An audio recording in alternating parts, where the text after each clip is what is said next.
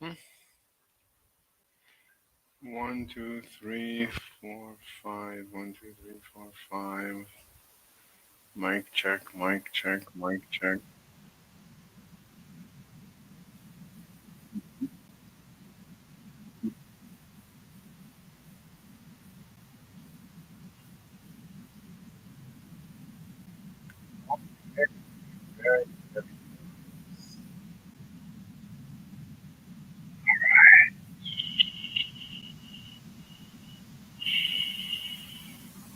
What do we got? Okay, so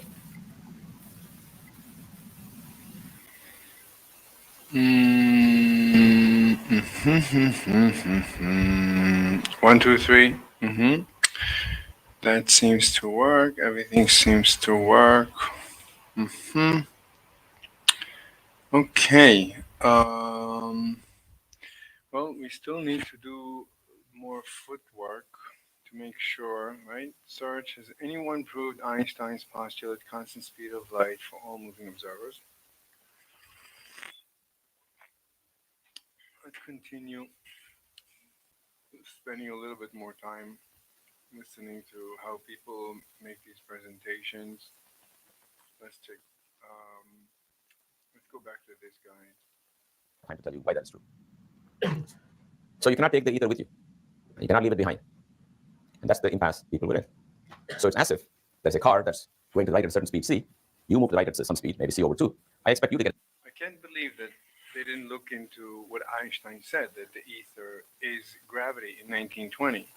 So everyone was ignoring Einstein. As much as they say, oh, Einstein is the greatest, they completely ignored his claim that the ether exists and it is gravity. Completely ignoring Einstein. So they don't really respect Einstein. They say Einstein was the genius, schmenius, beanius, but for all intents and purposes, they treated Einstein like a total nobody. Get a speed c over 2. Absolute disrespect. I mean, the guy came up, he was correct. And no one repeated what he said. No one repeated that the ether is gravity except for me. And everyone for 100 years, this is 105 years, 104 years, everyone has ignored Einstein. So basically, I'm coming around. I'm going to reintroduce what Einstein said in 1920 and probably before and after. I just don't understand why Einstein didn't pursue it. To Einstein, it was obvious that you cannot have electromagnetic waves through the vacuum. He said it explicitly in 1920. Yet they ignore Einstein. Einstein is such a genius, yeah, but we're going to completely ignore everything he said. Because he's a genius, but I mean, yeah, Einstein proved we don't need the ether. That's not what Einstein said. So so disrespectful. Very I mean, who is this guy? They're all the same. They all say Einstein, Einstein, Einstein, Einstein until you're blue in the face, but they don't really mean it. YouTube studio notification that what existence what 2.5 hours and it starts in the middle. Oh gee. That's interesting. Wait, who's watching existence? Hey, how's it going? Hey, why don't you join me? Existence University. Are you famous? I'll give you the link. Copy and let me give you the link. Link. Come on, link. Here's the link. Why don't you join me? I mean, or I'll give you the link if you prefer. You can have the link to here to StreamYard. I think Discord is better. So who is Existence Université? That sounds like an interesting name. Existence University channel activity. Go to channel. Wow. So you have 1.39 thousand subscribers with 72 videos. Content that promotes the flourishing of human life. And AUDHDER, making content that he loves. What is Odher? If you wish to contribute to my flourishing in exchange for your flourishing, please visit Patreon or check out the Existence Universe website for more content and products. Existence University. Let's see your email. I hope you don't mind me sharing your email. Chimneys, chimney. That's it. There's no more chimneys. That's not a chimney. I'm not a robot. Wow. PM.me. What is that? Oh my god. I just unveiled your name. I hope it's okay. Anyway, the introduction to everybody, everything, existence, university course, work of physics, calculus, chemistry, biology, neurology. Wait, neurology or neuroscience? Epistemology and psychology. You probably mean neuroscience? Do you really mean neurology? Not that it's, I mean, it's whatever. Wait, I'm not subscribed? How is that possible? Are you coming? Are you joining me? Um, mhm.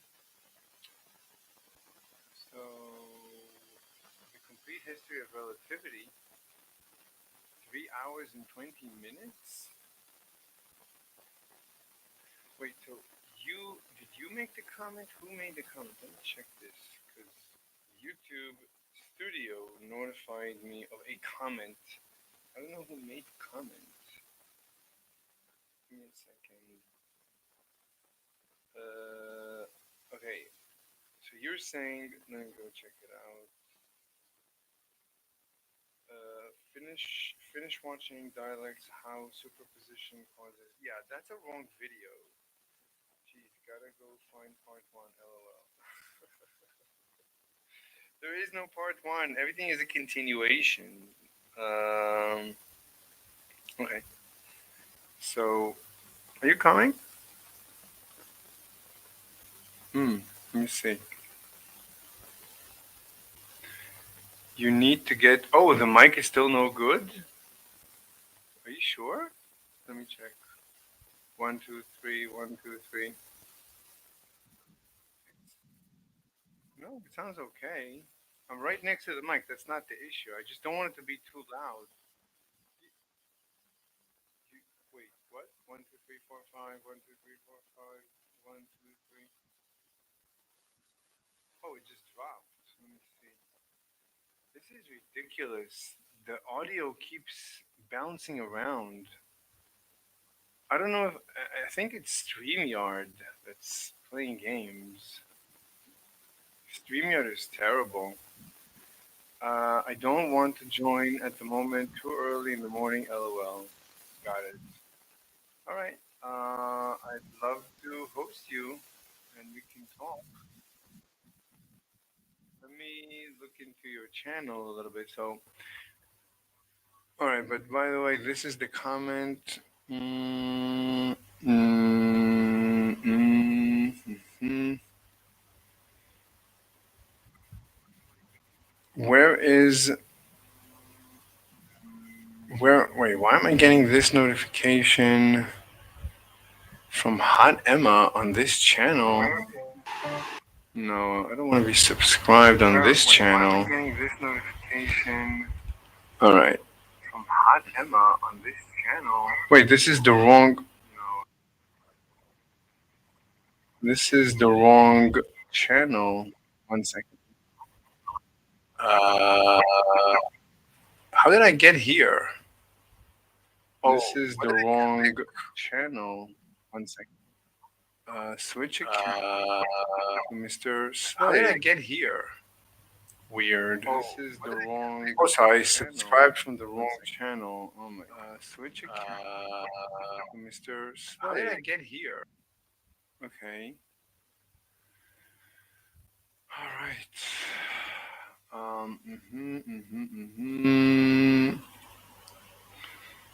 So, what is this? Where is this one? Okay. So when was this? Oh, you're 177. Wow. I'm waiting for you. 54 views. On. That's pretty amazing. Finish watching dialects. How superposition causes length contraction and explains relativity. It doesn't. All right. Okay. So, what do we want to do? Well, let me get back to today's video. No? I'm waiting for YouTube to come on live. Let's refresh YouTube. What are we? I'm confused. Let me go here. Let me share this. Close this. Now this, let me refresh this. Make sure it.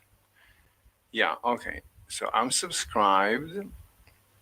So this is Introduction to Thinking. Thanks for 1,000 subscriptions. Take this magpie. Proof principles, induction and deduction. The history of relativity, general relativity. Wow, very impressive. 3 weeks ago. Also, everything is kind of new. Finding gamma, the math of special relativity. Very nice. It's all relative. Is autism trending? When freedom looks like a trend? Confession of an autistic philosopher. The website is back in full. Let's see how it Oh, Ayn Rand. How to know when you have blanked out and what to do about it. Interesting that you have Ayn Rand here. Checking your files, clinical psychoepistemology. Tim Pool. Tim Pool doesn't understand censorship. Does Tim Pool understand censorship? Interesting. So we follow, right, YTP. What is YTP? Cosmos. 8 years. So this is a video from 8 years ago, 5 years ago, 5 years ago, 4 years ago, 4, 3, 3, 3. So you made very few, very what do you call it? Very sparse. You sparsely made videos. I mean, send them. By the way, I started drinking second cup of coffee because even though it's getting late for me, but otherwise I just cannot function. I cannot do so much talking and stay awake. It puts me to sleep. It's unbelievable. Like I should try this as sleep medication. Okay. One person watching. What else we got? The website. Have I ever watched your videos? Is my question. Shorts.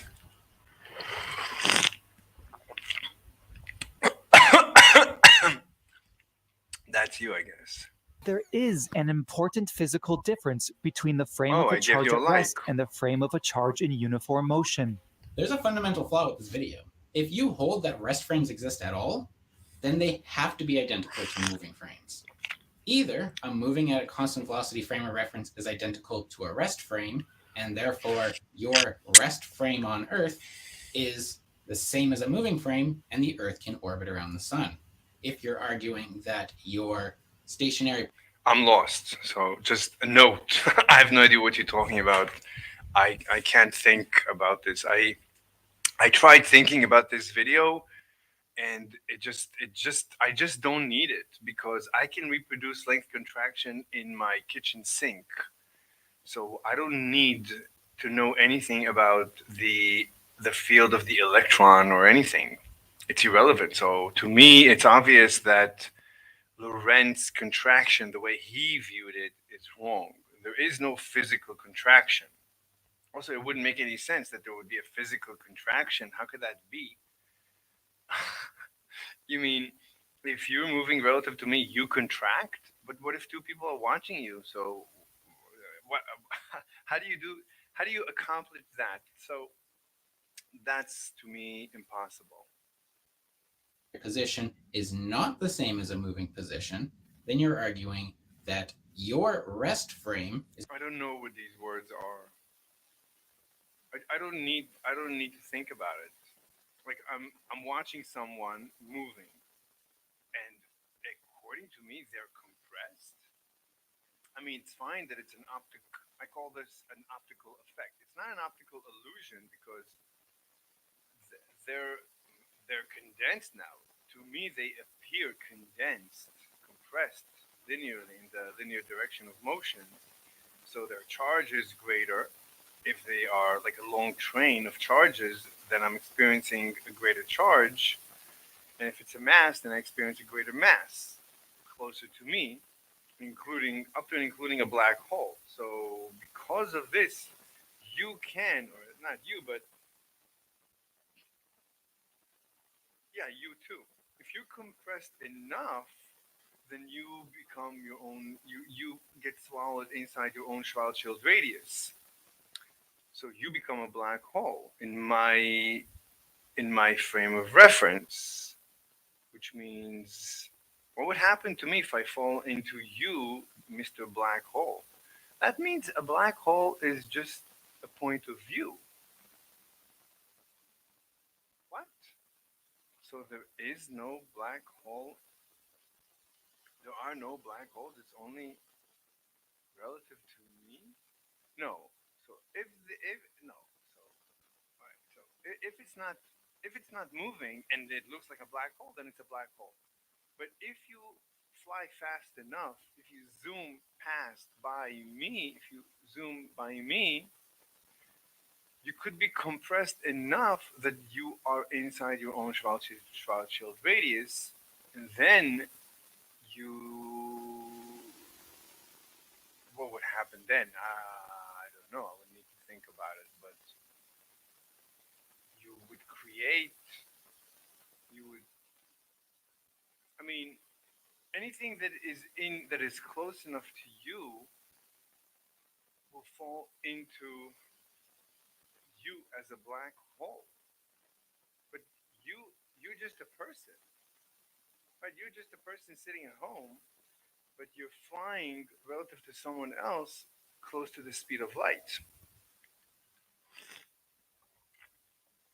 I didn't think about this. This is bizarre. So you can theoretically fall into a relativistic. This would be a relativistic black hole because of. Wait a minute. So.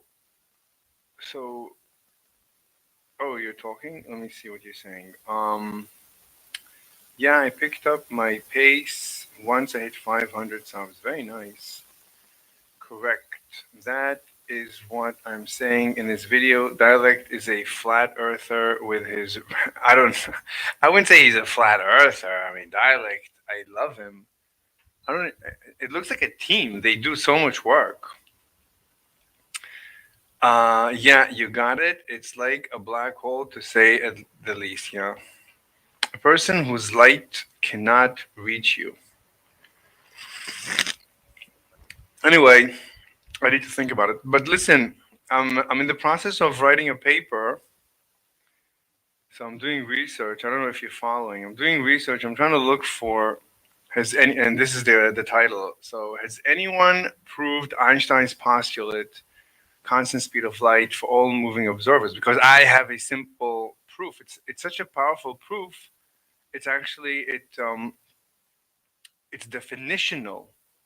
It comes out of the definition of speed. So because of the definition of speed or velocity, the speed of light is just an example. It's a special example. That's what's special. I think that is the only thing that's special about relativity, Einstein's relativity, is that it has to do with light, and that everything in the universe moves at the speed of light. So, anyway, so that's the paper. I need to get busy. That's the research I'm doing right now. I need to just make sure no one has done my proof so I can publish it.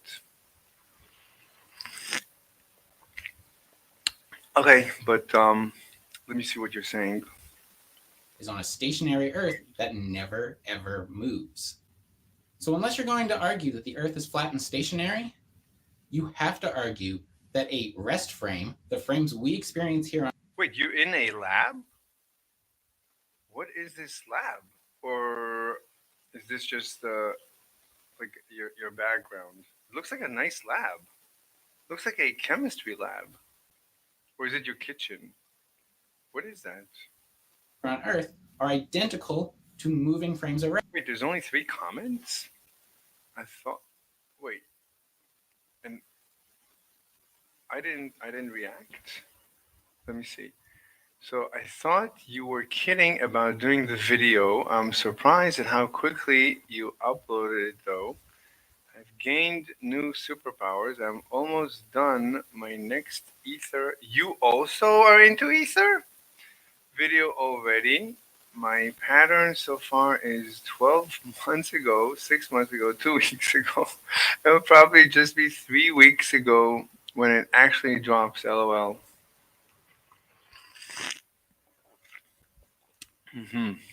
Well, I know shorts are very difficult to make. Shorts are, I mean, I tried making shorts. It takes like, you have to make 10, 20 videos in order to make one short. Anyway, very nice. Years ago, I would kind of just agree with whatever Rand or Peikoff said, qua the philosophy, right? But as I've gotten more me... Wait, is this you? Objectivist. Oh, you're an objectivist? What is it? I don't know what it says here. Something philosophy, right? But as I've gotten more me, doesn't think for himself. Objectivist doesn't think for himself. When he tries, he disagrees with fundamentals. I don't know what you mean. I disagree with what they say. Read Opar, sex is not in there. Read Opar, sex is not in there? What? I have saved for the end of ethics Ayn Rand's ideas in regard to a crucial human experience, the one that is the most intense and most philosophical of all the forms of happiness. The experience and form I mean is sex. No human pleasure as intense as that of sex can be dominantly a matter of physical sensation. Dominantly, sex is an emotion, and the cause of an emotion is intellectual. The fact that a man's sex life is shaped by his conclusions and value judgments is evident in every aspect. It is evident in the setting he prefers, in the state of dress, the caress, positions and practices, and the kind of partner. This last is particularly eloquent. You have not read the philosophy, or you have a bias and you're trying to slip one past years ago. Very interesting. Morality is objective. What? Objective means verifiable information based on facts and evidence. Facts and evidence are qualities of objects. Feelings, opinions, or emotions are not qualities of objects. Well, I mean, we can argue that.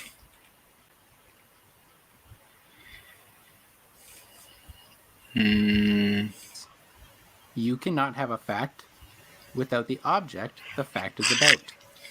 You cannot have evidence. Let me see, are you saying anything else? Oh, it's a green screen? Yeah, that makes more sense. You can try. Try what? Rest frame, yeah. A person who's light, okay.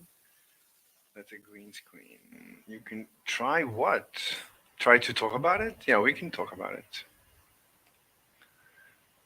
Evidence of something without a something. Look at the word objective. What is the root word? Object or iv? What are you being objective? Well, that's etymologically, but I mean, the question, the definition of a word is, there is no the definition. It's whatever people use it to mean. Objective is used to mean mind independent. So, you know, if it's like you think, then I probably would tend to agree with you. But that's not what most people mean when they say objective. Morality is objective. Objectivity is the recognition of the fact that reality exists independent of any perceiver's consciousness, Which makes it definitionally inaccessible. and that a perceiver's consciousness must acquire knowledge of reality by reason in accordance with logic. Yeah, but what is reason? How does your brain work? You need to have a theory of mind, and once you get it, you'll know that um, there is no mind. Congratulations.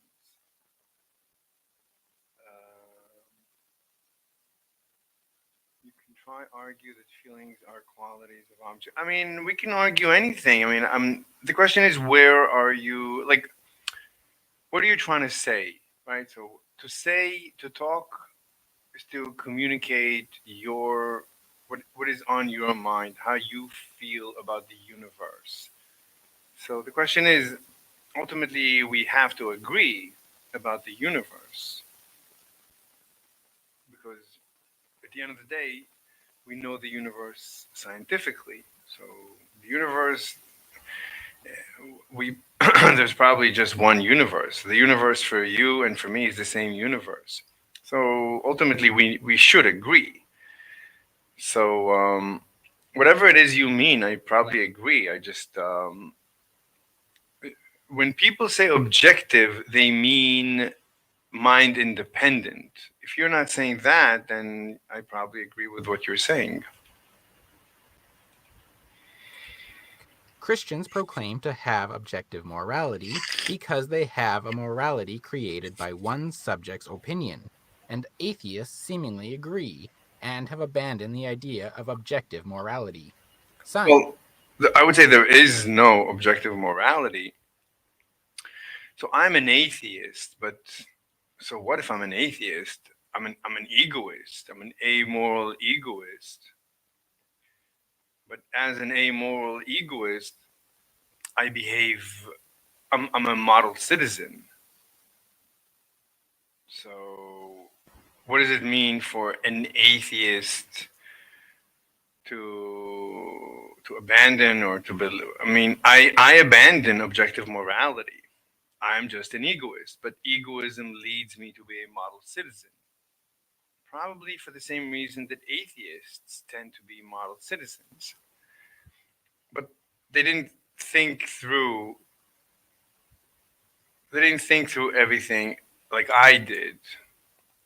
So they're not aware of the fact that they are egoists. And because they're not aware, anyway, they're confused. Let's see what else you say. Sexuality, the set Jesus. of psychoepistemological, psychological, and sexual traits which are manifestations of one's values I'll skip. and the Oh, that's views it. of These are the only oneself. shorts you have. I place either a massive body or a super large magnet in the opposite polarity of yours. Before you know what the object is, you see me place something. Wait, did somebody say something? Did I just hear something? Let me see.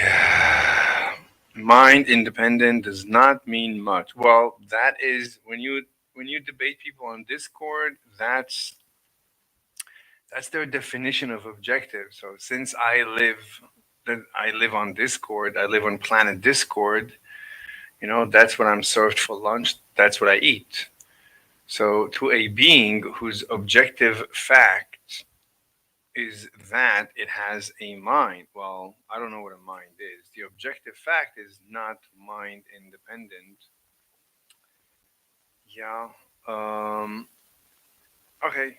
I mean, I don't know if we disagree, but if you anyway, it doesn't matter. It's Discord speak.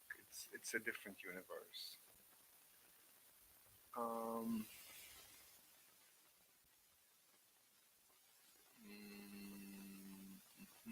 Let me see this. And you see the moment that I do, that you slowly, at first, start moving towards me and the object. And over time, you start moving towards it faster and faster. Without seeing it, how would you know if you are falling towards a massive body through gravity? Yeah, exactly. So, right, even our universe could be right now falling into a gigantic black hole. So we would never notice. We could have already been swallowed by a gigantic black hole. Who knows? Or accelerating We could have been for the longest time. This entire universe could be inside some gigantic black hole. Who knows? towards a magnet. Enter Henry Cavendish, who found a way to measure the gravitational constant. Okay. I can measure the ether, with a good interferometer. I mean, so can anyone, but you first need to calculate the sensitivity that you're looking for. But with a really powerful interferometer, you can be in the middle of the universe and sense the ether. So you can sense objective, like you can sense your motion relative to the ether. An elaborate setup which was a type of replica to Coulomb's torsion balance experiment. As the formulas are identical, so too is the experimental setup, kind of. A torsion balance holding two 350-pound lead balls, suspended opposite from each other, which had two smaller 2-pound balls positioned around the larger balls. Okay, amazing. All right, let's good stuff. Okay, so I'm gonna go back to this guy. Let's see what he says. But you keep getting C. You go 3/4 the velocity of light. You still get the velocity of light. That is very contrary to what we believe. In fact, that's in violent opposition to this law here. If this V were not a bullet but a light beam. Interesting. So he doesn't have a proof. So he's gonna follow the postulate. Suppose for me traveling at a speed C and you're traveling at light at speed U, you should get C minus U. That's an inevitable consequence. The question is he going to quote Michelson and Morley for what? Wait, for the constant speed of light? I mean, Michelson and Morley did not prove the constant speed of light. They just proved they cannot detect the ether. That's not the same claim. The constant speed of light has never, I don't think, has anyone proved? Like, you just need to run the speed of light experiment in different directions, different places, and stuff like that. Um, and you will always get a constant speed of light because this is the rubber ducky, because of the rubber ducky. The rubber ducky's internal clock is based on the waves that it is designed to interact with. So the rubber ducky only knows about water waves. So its clock ticks when a water wave pulse goes and comes back. So a rubber ducky always measure a constant speed of water waves. So you will always measure. Let me just check messages. Oh, you will always measure a constant speed of light because every particle in your body is ethereal. I mean, that is just evidence of ether. The fact that you measure a constant speed of light, that's exactly for the same reason that the rubber ducky always measure a constant speed of water waves, even if it's moving really fast through the water, as long as it's not moving faster than the speed of the waves in the water. If it moves faster, then it's a black hole. So, that's a different discussion. But as long as it's moving slower, then let me just check the audio. Okay, so the audio doesn't change halfway through. It only changes at the beginning of a StreamYard session. Mhm. Anyway, so he doesn't seem to be talking about. Let me see what you're saying here. So you're saying the speed must be C, or Maxwell is wrong and physics don't work. Oh, you also fell into the same misunderstanding. No, it has nothing to do with Maxwell. So this is the paper that I'm writing. This you can watch the video from yesterday that I proved. I finally proved the speed of light is a constant for all moving observers, just like the speed of water waves is a constant for all moving observers in water, as long as their clock is based on water waves. Very similar to dialect idea of a sound clock. So, and dialect already made this point. They just didn't show that the speed of what it has everything to do with Maxwell. Maxwell Hertz wave is light and C everywhere. Right. Sure, but this right C, if C is the speed of sound in air, or if C is the speed of water waves in water, or if C is the speed of sound in water, or if C is the speed of sound in my desk. So you can redefine C. If your clock works on the same waves that you are measuring, not the same as water at all. Interesting. So, okay. I mean, I can show you. Let me show you the proof. Let me show you the proof. 1 second. The proof is very straightforward. Give me a second.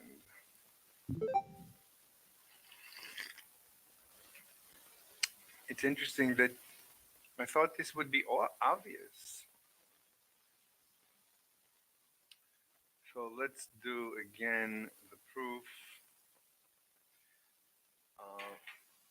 Proof C is constant for all observers. Oh, yes. All right. So what's the proof? C is a constant. No matter what C is, whatever C, as long as we're talking about wave mechanics. So this is a discussion of wave mechanics. So here is 1 second. So here is a bathtub, top view of a filled bathtub.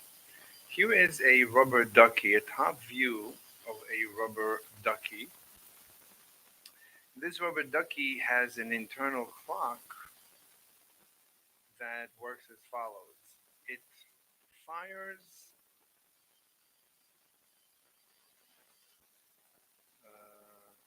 okay, so it fires a wave, a water wave. And this water wave will end up interacting with a detector on the other side. When it interacts, it's going to fire a returning wave back to the original plate, which will again interact and continue back and forth. This is the clock. Now, as long as this is the clock, then it doesn't matter if the rubber ducky is now, right? This is the rubber ducky 1, rubber ducky 2. As it's moving through the water, so the rubber ducky, right, it's going to fire a signal from here that's going to propagate. And by the time, right, this is position 1, position 2, position 3. As it's moving at velocity v. Doesn't matter what the velocity is. So it's, right, the waves will reach here and then back. So this is a tick tock. So as far as the rubber ducky is concerned, that is time. The rubber ducky doesn't have any other clock. It only has a clock that works like that, works on the basis of the waves that it is here to measure, it's designed to measure. So, what is the speed of the waves? For example, as it's moving, it's creating waves. What would it say is the speed of these waves? Or, we don't even need to do that. So, what is the speed of these waves that are traveling through the rubber ducky? So, as far as the rubber ducky is concerned, let's look now. Let's go inside. This is the rubber ducky. So we are inside the rubber ducky. As far as the rubber ducky is concerned, the rubber ducky is only seeing waves traveling. I can't do it like okay, just traveling back and forth.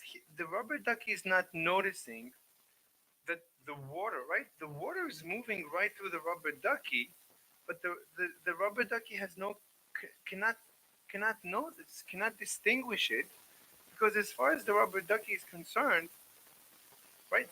These are the very water waves. The water waves are always moving at sea because when it's stationary or not, this is always the distance that the waves are traveling, and the time is measured by the very ticking tick tock, which never changes because that is the definition. It's definitional. So since c is the distance d divided by the time, and it's not even the time, it's the ticking. It's not the time. There's no such thing as time. There's ticking. It's this distance divided by the ticking. It doesn't matter if there's wave going any which way. As far as the duck is concerned, this is tick and this is tock. So it's always the tick tock and always the same distance. Therefore, the speed of the waves, the speed of these waves is constant. The way the ducky sees these waves, they're always moving at a constant rate, regardless of moving. So any moving observer is always measuring c as the same constant, regardless of their motion. To every moving or stationary observer, the speed of the wave must be a constant as long as the clock is based on these waves. What's special about relativity is that our brains work based on these electromagnetic waves. And every clock we could ever have works, except for whatever, but any clock works on particles and waves, right? And this is actually evidence that everything works on ether. Everything is waving through the ether. Why would particles move at any speed? That doesn't make any sense. So, but according to quantum field theory, everything is a wave, and we can also see it from general relativity. So everything is waving through this ether, and therefore, it's, I mean, if you assume there is this ether liquid throughout the universe, that the universe is completely immersed in this liquid ether, then the speed of any medium, including light, must be a constant as observed by any moving observer, so long as the ticking apparatus known as the clock is based on waving through these same waves that you are measuring. That's the proof. That's the paper that I am writing. What do you think? Water is made of molecules. So is the ether. Ether is not made, of course it is. Of course it's made out of particles. How else does it work? It has to be made out of massive particles that have a mass, and they must have springs between them. I mean, it has to. Otherwise, why would light have a finite speed? Your argument has material property issue. No, no. I mean, it's completely, mechanical. The ether is completely mechanical. The only surprise is that the ether seems to be destroyed when it is swallowed by a massive particle. And it seems to be created out of thin air, proverbially, in the interglobular space where we see dark energy. So, okay, but dark energy, there's nothing new about dark energy. Dark energy, without dark energy, the universe would collapse because the ether keeps getting eaten up, keeps getting destroyed by massive particles that keep destroying it. So of course you need, if you don't have dark energy, of course the universe collapses.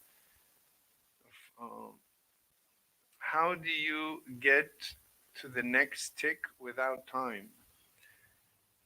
I didn't say without. I'm not saying without. I'm just saying time. Look, time. Why we need to define time scientifically. Otherwise, I don't know what it means. Time is just. I mean, time is measured through the tick tocking of a device, right? Just like everything else is measured. What is a mass? A mass is what is measured with whatever. Within, like, if you F equals ma, you push something, you see the resistance. That is m. What is light? Light is, what you measure it with your eyes, whatever you measure it. Everything is defined by the way you measure it. Time is defined by the way you measure it. Time is defined by the tick tocking of a clock. You tell me, you define the clock, and that is the definition of time. So if the definition of the clock is based on the waves that you're also measuring these waves speed, you'll always get a constant speed because as long as the distance is constant that you're measuring and the tick tocking is the definition is constant. I mean, it's based on the waves, and you're measuring the waves, so of course you're going to get a constant speed, no matter what the medium is. So there's nothing special about special relativity. It's it's not special at. It's only special because our brains work. Our brains wave through the ether. Massive particles would slow the orbit of planets.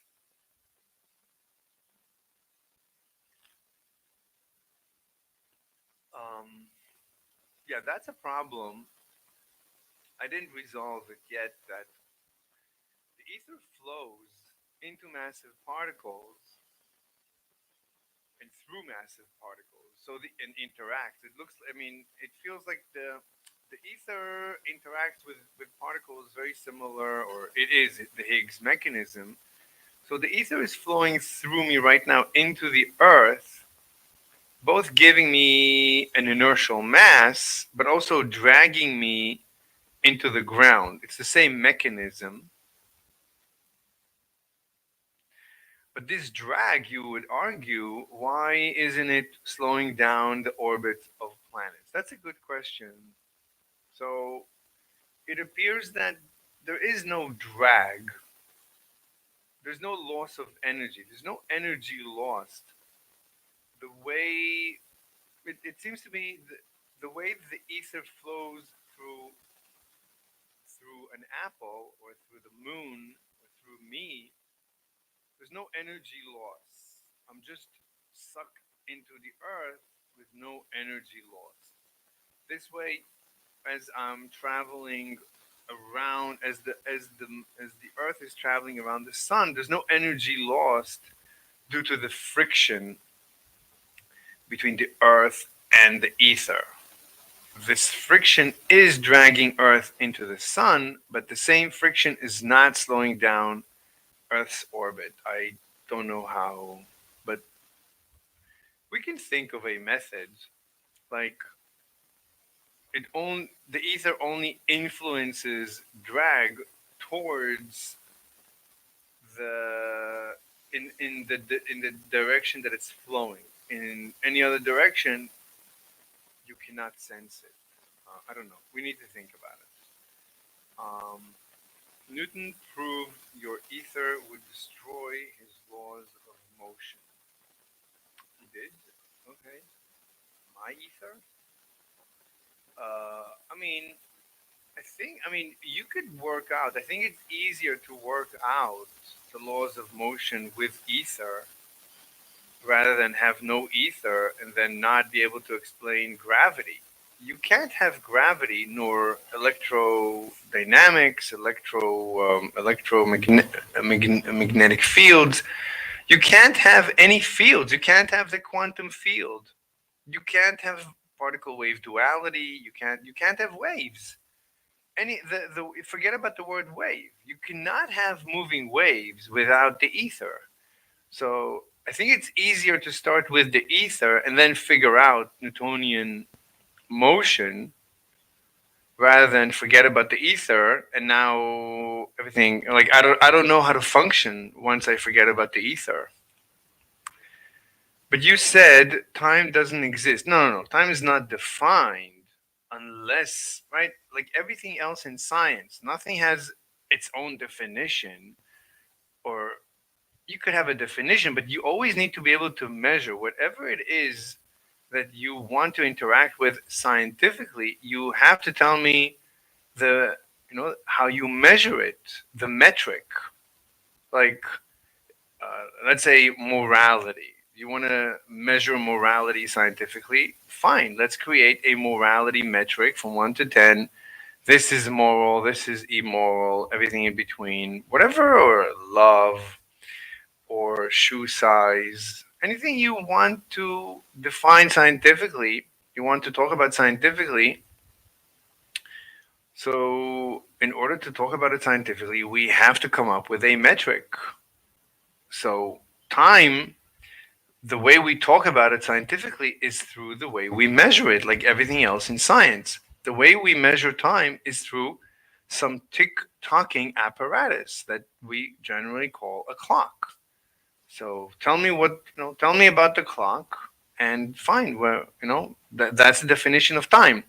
Now, if your definition of a clock is such that, like in the rubber ducky case, it works on the very waves of water, that it is also trying to measure the speed of these waves, then you get Einstein's postulate. It's no longer a postulate. Then you get definitionally a constant speed of the wave relative to every moving observer. And you get it instantaneously for free, whether you like it or not. It's forced on us definitionally. This is just the definition of speed. That's the very definition of speed. Speed is distance divided by a tick tocking of sort. It's not time. There is no time unless you talk about tick tocking. So instead of T standing for time, T should stand for tick tock, for a ticking mechanism. Wait, did I finish? It is just ticking out. But ticking means another tick in the future in time. Well, if you use the word time when you define time, then it's confusing. So just say time is what we might. Time is defined by a tick-tocking mechanism. That's just its definition. Everybody agrees that that is time. If there is no tick, if we don't have, right, if the tick-tocking mechanism stop ticking, then time is stopped. If whatever mechanism it is that we define time by stops, then time stops. This is what happens if the rubber ducky moves faster through water than the waves. So it breached the speed, it breached C. If it breaches C, then time will stop for the rubber ducky. As as the rubber ducky goes faster and faster through the water, its time slows down relative to an observer. Internally, the rubber ducky is not aware of it, will never be aware of it. Anyway, I don't see the issue. To me, it's very straightforward. Basically, you were saying time doesn't exist. Time is what happens when time progresses. I don't use the word time when I define time. That's Usually people don't like that. So I use something else when I define time. I use a ticking mechanism when I define time, or rather define the measurement of time, the scientific measurement of time.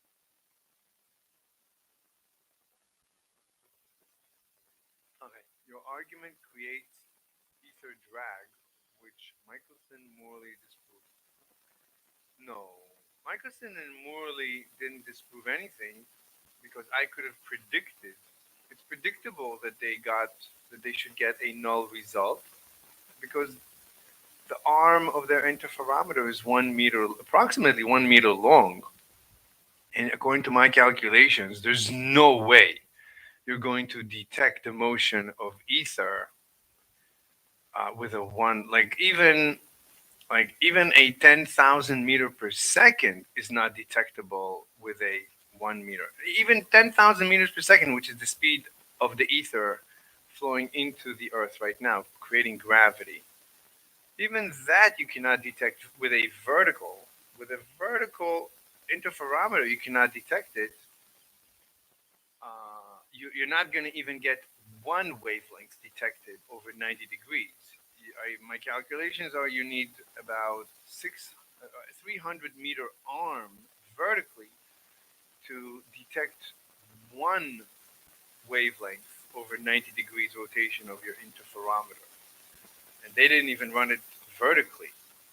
So they ran it horizontally. Now horizontally, you could detect the ether moving horizontally because the Earth is rotating through the ether. In Ohio, so at the equator, I don't know. Some people say 1,000 meters per second. Some people say 1,700 meters per second. So let's assume in Ohio it's about 500 meters per second. Let's say 300 meters per second. And the speed of light is 300 million meters per second. So it's at least 1 to 1 million. So they, with a 1 meter detector, anyway, I think I don't remember the calculations. Using red light, which is 0.65 micrometer. I don't remember. You probably need around a kilometer arm horizontal interferometer that needs to rotate 90 degrees in order to get one wavelength. Obviously, they didn't do it. Even LIGO doesn't rotate, so LIGO couldn't detect it. So saying Michelson and Morley disproved anything, that's not scientific. So I need to see their data. I don't even know if they wrote down the actual data as for every degree. I want to see exactly their output for every degree. Maybe there is a signal in the data, but I never saw the data. I don't think they published the data. So, but the Michelson and Morley did not disprove; it actually proved. And if you say the Michelson and Morley disproved the even horizontally, then that's a violation of general relativity because ether is general relativity. If you think about it, and Einstein said so. So, but I don't need Einstein to say so. So if you think Michelson and Morley disproved it, then they disproved general relativity while at it. So you need to decide. You can't have it both ways. The ether is gr. Whether that's just the way. That's just the fact. So gr should predict the horizontal detection of the ether. So that's there's no way this statement makes any scientific sense, no matter how you parse it. This friction of the drag you spoke of is the difference between water and ether. No friction, no drag. Water is different than ether. Ether cannot be particles. No, ether has to be particles because of the speed of light. We know that electromagnetic waves and gravitational waves travel at 300 meters per second, 300 million meters per second. Well, we know how waves travel. They travel by, massive particles interconnected with springs. So the ether should follow a similar model, and we are waving through this ether right now. I understand. Look, I agree that there is an issue. I didn't think through everything yet. This is obviously work in progress. Um, so I agree that there's issues. Look, I'm a one person show, but I'd rather start from ether and work out the details than start from no ether and then, look, no ether is an unscientific, it's not a mechanical universe. I cannot imagine a universe that is not mechanical. So I have nothing to do with science that is not mechanical. My definition of science is mechanical. So my definition of gravity is mechanical. I need to have the ether. Without the ether, I have to leave the discussion. I cannot be a participant in this discussion. Uh, Special and general relativity are an ether theory, so don't worry about that. Special, okay. So what are we arguing about? You don't know how Michelson-Morley experiment works. I don't know. Why don't I know? I just don't have the raw data available. I looked at their apparatus. Looks pretty straightforward. So I why do you, like I went over their apparatus and I read, as much as I could about it, as much as is available. I just don't know what the predictions they made were before they started the experiment. If they did not make a prediction, I mean, they made a very crude prediction. They set out to measure the speed of the ether. That's not scientific. I don't think you're allowed to. By my definition of science, I wouldn't say that it is scientific to go measure the speed of ether. You could, but that's not the gold standard of science. You're missing out on a chance to make a prediction. So the way I would do it is I would come up with a theory of the ether, and then try to predict the speed of the ether. But I did not come up with the ether because of any other reason but understanding gravity. It's just that when I was studying gravity and black holes, I realized that there must be this liquid. Otherwise, I don't understand gravity. I just don't understand why an apple falls towards the earth. So anyway, okay.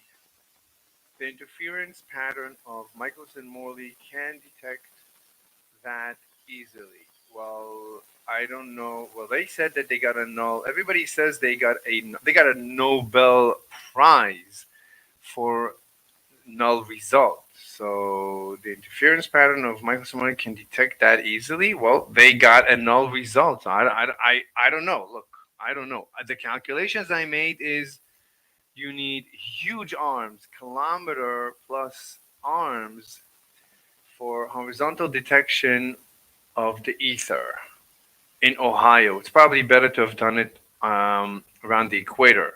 It's probably twice as fast. The ether is twice as fast around the equator. So I would suggest if you want to do it at the equator. I would use gamma rays and not light waves, and maybe have a bigger detector, more sensitive. With gamma rays, you could probably get one wavelength per 90 degrees rotation, if I remember my calculations. What is your highest level of education in math and physics? I don't discuss my personal history. Basically, if not, also because I don't want to be doxxed, so minimal information. But also, I don't like these discussions to be based on my resume. These discussions need to be No, we need to ignore our personal resumes.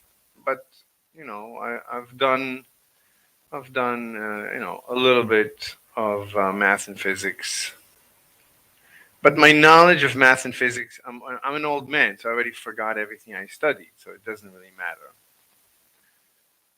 Straw man attack. I don't know what you're talking about. Straw man attack. What straw man? I don't know. Michelson and Morley didn't disprove ether. They disproved ether drag.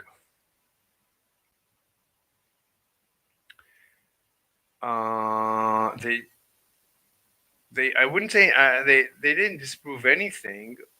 I I can mathematically prove that they should have gotten a null result if I assume that that ether is gravity. Ether is gr, like Einstein said in 1920 in Leiden when he came to speak at Lorenz's University in the Netherlands. So, but I came to this conclusion regardless of Einstein. But he said the ether doesn't move, which is, I think, is wrong. So I don't know what you mean that they disproved ether drag. They just had light interact with the ether. So what do you mean? The ether is electromagnetic waving of the ether. So there is no drag in their experiment. They're just trying to detect the velocity of the ether. That's what they set out to detect. I don't think there's any discussion of drag. Ether cannot be particles because of light. Light is not a particle either. Right? Everything is a wave. Everything is waving through the ether. Particles exist because of the properties of the ether. I wouldn't say that. I would say there's no particles. Particles is what seems to be there when we interact with a wave. So everything is a wave. Everything subatomic is a wave, and that's why you get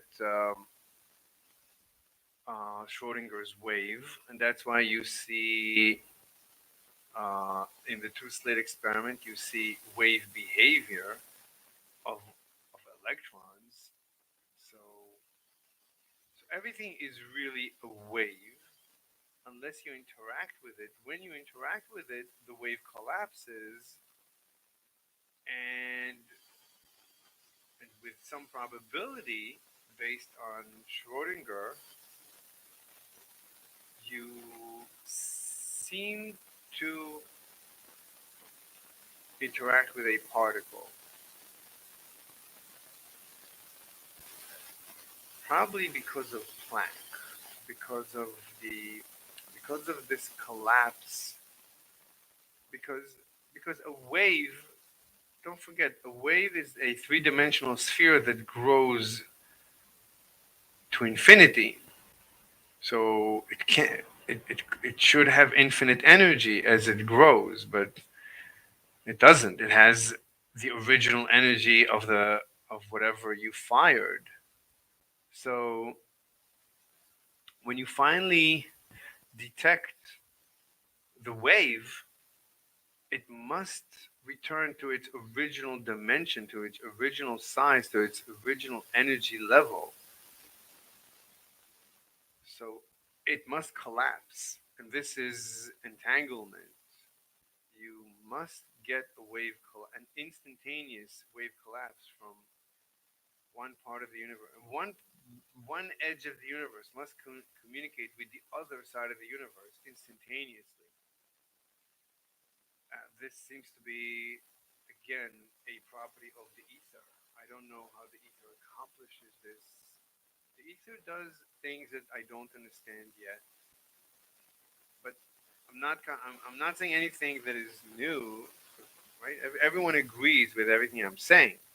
I'm just reinterpreting everything mechanically. It's just it's scientific, unlike understanding things without a mechanical understanding, which is unscientific. So ether cannot be particles because of light. Light is not a particle. Ether particles exist because of the properties of the. I don't understand what you're saying so much. Quantum mechanics existence proves your worldview wrong if you only have mechanics. No, it's wave mechanics. Everything is wave mechanics. Quantum field theory is my theory.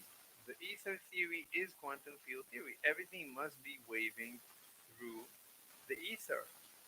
Everything is a wave in ether. That's just what quantum mechanics says. Quantum mechanics says, quantum field theory says everything is a wave through a field.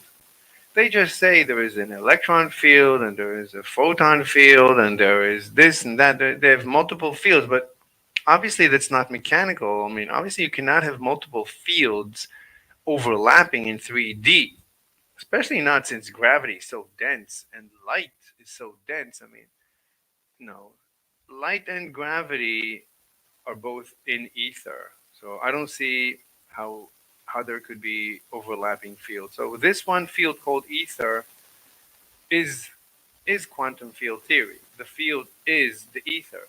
It's quantum ether theory. That's my interpretation. It's mechanical. I don't see the issue.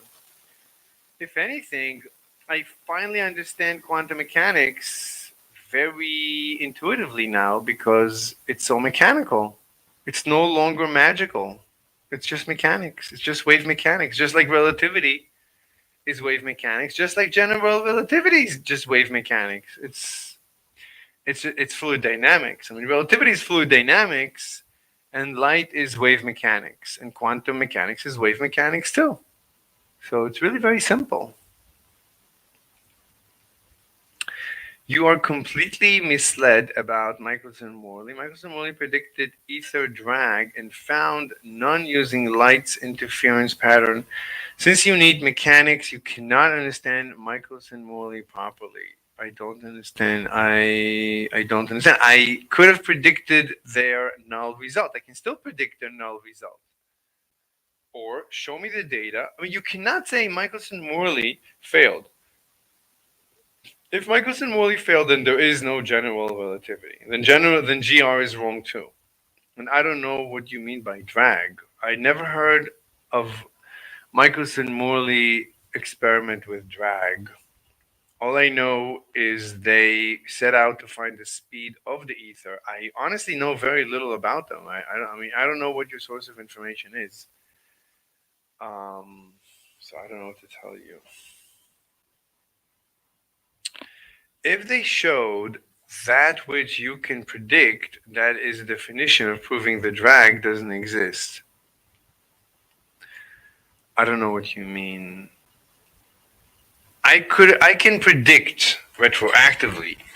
I did the calculations and they should have gotten a null result because of their equipment and the relative slowness of the ether or the earth. It doesn't matter. I mean, everything is so slow relative to light that, of course, their equipment should have given a null result. But they were looking for ether as the planet was moving. So did Miller. So if they followed Miller's, if so, I read a little bit about Miller's experiment. It seems to be a more accurate, newer version of Michelson-Morley, and he set out to discover what I could have told him is not going to happen. I mean, the best way to see the ether is just look at the rotation. The easiest is to look at the rotation of the Earth, and that's why you want to do this experiment close to the equator, and you want to use high energy light like gamma or X-ray. I mean, preferably gamma, and then you want to use very sensitive detectors. You're not probably not right. You're not going to see the gamma waves, the gamma rays. So you want to use very sensitive equipment to detect the gamma waves and the gamma interference. And then as you should be able to do it with a 1 meter interferometer. You should be able to rotate and detect, I would say, one wavelength per 90 degrees. But if you don't, then you scrap GR because it's the same. GR is the ether. So I'm not following. I'm not following what you're trying to say. It is important to discuss your level of education in math and physics because you are mathematically and physically wrong about the last 200 years of science. Your lack of education is going to harm you. Well, you don't know. And I already told you, I forgot. It doesn't matter what education level. I'm not your age. I'm not. Your grandfather's probably could be probably younger than me. Um, so it doesn't. I already forgot everything. I forgot everything. I completely forgot. It doesn't matter what my education is. I forgot everything. Anything I look into, I have to remember from scratch. And so I'm sorry about that. You know, it's irrelevant. My education is my formal education is completely irrelevant. Honestly,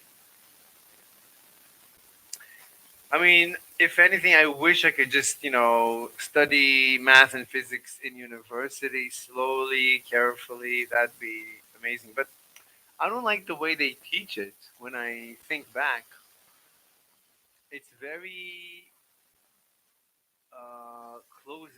Everything is closed ended. There's no open ended discussions. There's no research. Like all I want to do now is just research. I can read through like claims very quickly and then do my research very quickly. I don't want to have to do exams and study for exams. That's a and write papers. That's a big waste of my time.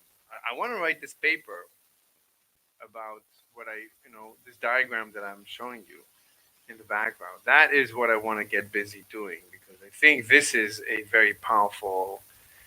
It's a very powerful proof because it shows Einstein. It actually I don't need Einstein's postulate. Neither of his postulates for special relativity. The other one is also not needed. So once I don't need his postulates, it's no longer special. His relativity is no longer special. It's just wave mechanics. So that's the only thing I need. I want to not even study. Just you know write it and submit it. Speed of the ether is ether drag. I don't know why you would say that. Speed of the ether is the rotation of the Earth. You can measure the speed of the ether if you assume the ether is just gravity, basically. The ether flows into the Earth. And that is why the apple falls from the tree and accelerates towards the Earth. It is because the ether is flowing into the Earth and is dragging things into the Earth. That's gravity. But that has nothing to do with horizontal detection. That's a vertical detection. Yeah, you could do that too, but that's GR. I mean, if you prove that, you've proven GR. Anything you do to prove Michelson-Morley ether, you necessarily are just proving GR because that is GR. I don't know what else to say. So, so drag is gravity, but that is not the horizontal effect. Horizontally, um, as the Earth rotates, so you can imagine the flow, right? The Earth is immersed in this huge ocean called the ether, and the Earth is constantly it's a negative pump. It's sucking out the ether from the universe very fast, but simultaneously the Earth is rotating through this ether, through this water that is flowing into. So right now there's water flowing vertically into the center of the Earth, but the Earth is rotating towards the east. So there is a horizontal component to the ether. So the ether flows in at about 10,000 meters per second downwards, creating gravity, but it's also moving from the east to the west at about, let's say, at about 600 meters per second, depending where you are relative to between the equator and the North Pole. So So this horizontal component, so it's about, let's say even 1,000. So it's 1 in 10. So there should be, when you detect I mean, the, the, the ether is flowing down not completely vertically, but there is a 1 to 10 ratio component or less than that is towards, since you're moving towards the east, then the ether is falling not exactly down at you, but down and to the west. That is how the ether is falling on your head right now. So that's the way I see it. So any measurement you do, you need to. That is what you need to consider. That should be your prediction as you're walking into the lab to prove the ether. Let me check some messages. How hopeless is my life? It's very hopeless. It's hopeless to the extreme degree. Come on. Yeah, it's really, really hopeless. Completely hopeless. Completely hopeless. Yeah. Let me just charge this battery. Okay. You really don't understand what Michelson Morley did at all, really. Okay, I mean, you're welcome to explain it to me. I don't see. I honestly don't understand what there is not to understand. I mean, honestly, but you're welcome to explain it. And okay, send me the paper when it's done. You found my email. Yeah, I found your email. Yeah, I'll send you the paper gladly. All right, so that was an hour and 20 minutes of very intense answer question with Existence University. Existence, that is the equation. All right, let's stop here. I'll take a break. And when we come back, we will. Okay, let me just change the name of this video. So first, the original name was this. The new name is Answering Questions About Ether with Existence. How do you spell existence with an E? Existence. Tense University. All right, so let me take the old name. I'll save the changes. Let me write the old name down so I don't have to rethink names all the time. It's so difficult. All right, wait, what happened? The stream must be scheduled in the future. What? What are you talking about? Edit live. I just want to change its name. What did I get wrong? Copy. I didn't want to schedule it in the future. What is going on here? What is, I don't know what's going on. Let me try this again. Edit. That's not what I wanted. What? Wait, what? What's going on? Edit, research. Okay, let's try this again. Save. Yeah, it thinks that it should be in the future, but there's no way I can. Okay, forget it. I'll just change the name after I end the stream. Okay, let's end it here. Thank you, everyone. Thank you, Existence University. I'll talk to you later. Bye, everyone. See you in a couple of whatever. Well, I'll be back and we'll continue the work.